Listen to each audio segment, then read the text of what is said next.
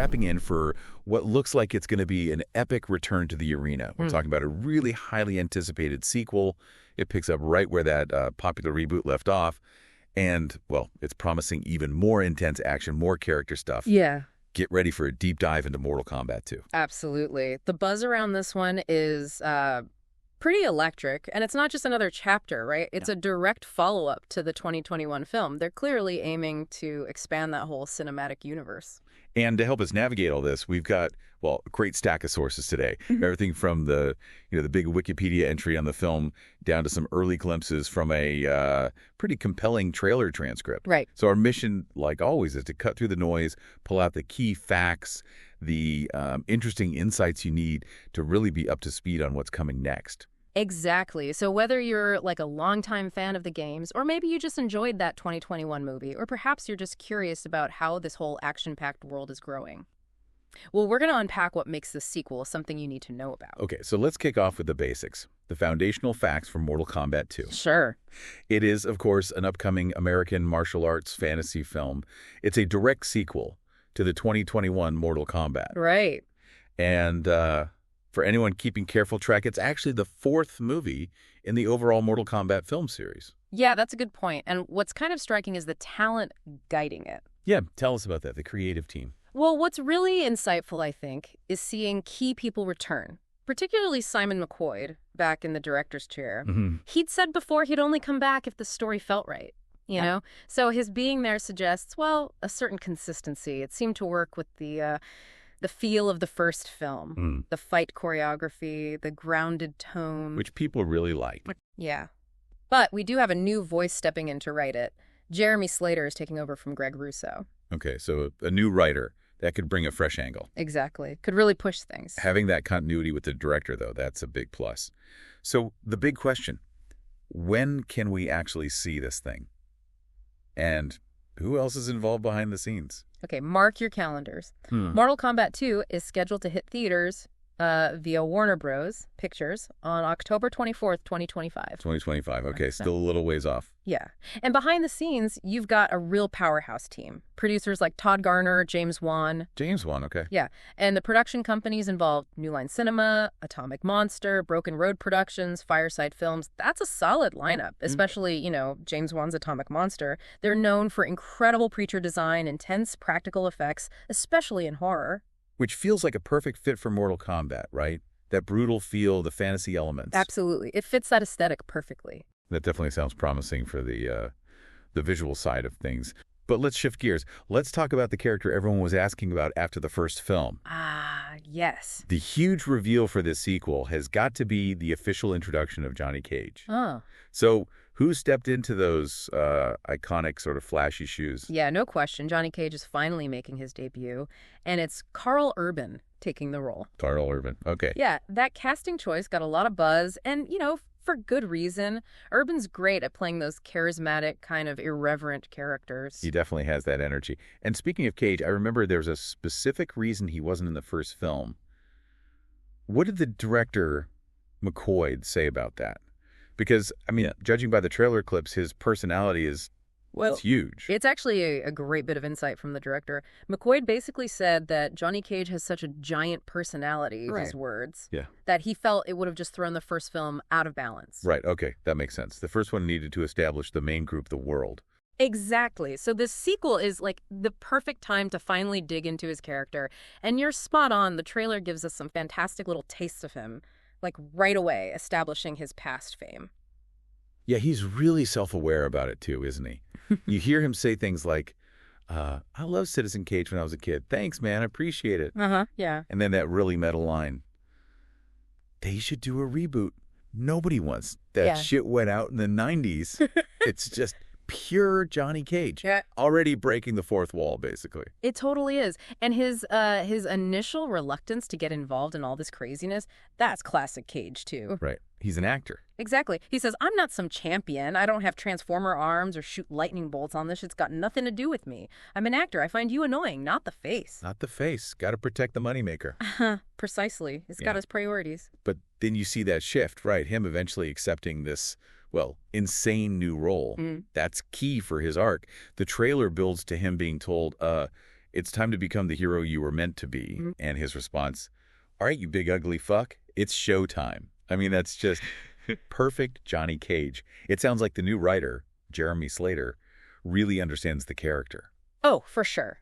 Slater's not only confirmed Cage is following that little tease at the end of the 2021 film, but he's also talked about wanting to, quote, embrace some of the weirdness of Mortal Kombat. Okay, embrace the weirdness. Interesting. Yeah, he wants to make it unpredictable, kind of defy fan expectations, and also apparently address some of the fan reactions, both good and bad, from the first movie. Which does raise a question, right? How's that weirdness going to play out? How do you balance that with the tone they already set? That's a really good point. It sounds like a bit of a balancing act. Because the first film, it felt pretty grounded, despite the magic stuff, focused on that brutal action. How do you see them bringing in more outlandish things without it feeling jarring? That's the challenge, isn't it? One way could be through the new characters. Maybe their powers just naturally lead to more fantastical stuff. Or maybe they slowly reveal more about the different realms so the expansion feels, organic. Yeah, that could work. Slater saying that, though, it doesn't feel like just a casual comment.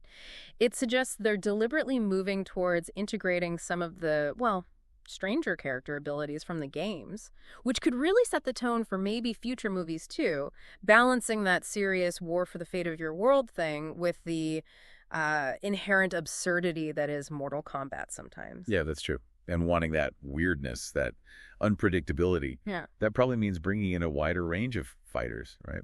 Who else is joining the roster in Mortal Kombat 2? Oh, yeah, we're definitely seeing a big expansion, both new faces and returning ones. Some key new additions include Adeline Rudolph as Kitana. Kitana, okay, big one. Yeah, and Sophia Zhu is playing young Kitana. Then there's Tati Gabrielle as Jade. Jade, nice. More female characters, which McCoy wanted. Exactly. That was something he mentioned. And they seem to be pulling in some major players from the game lore, too. Like who? Well, Martyn Ford is playing the imposing Shao Kahn. Shao Kahn, wow. Yeah. Desmond Chiam as King Jared. Anathun Nguyen as Queen Sindel. These are characters central to the bigger MK story. Plus, Damon Harriman is back. Oh, yeah. As Cabal again.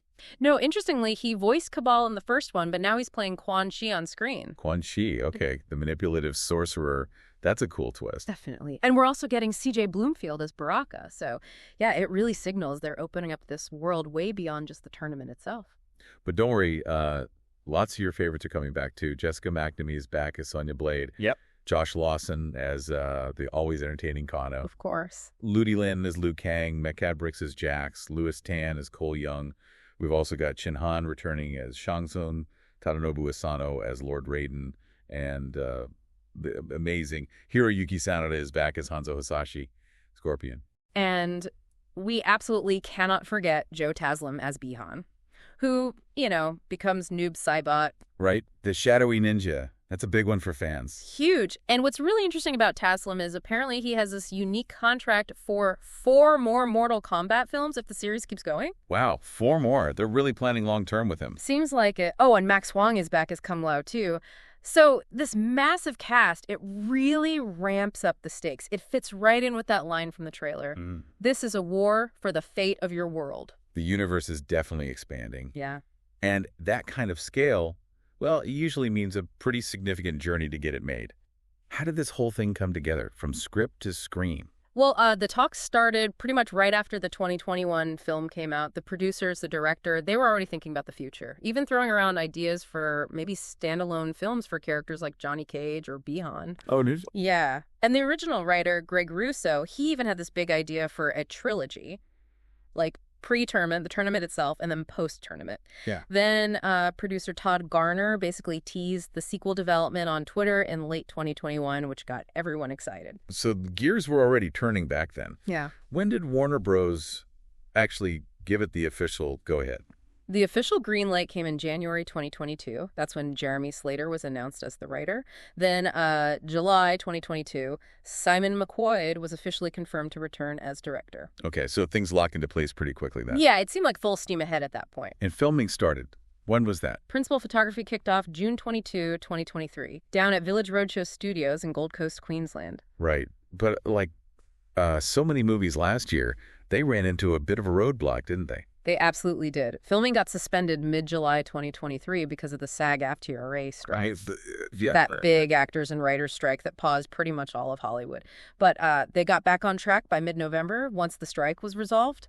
Okay, good. And they officially wrapped filming in late January 2024. So finished shooting earlier this year, setting it up for that 2025 release. Okay, so let's quickly recap our deep dive into Mortal Kombat II. We're looking at a film that's aiming for, well, a truly grand scale.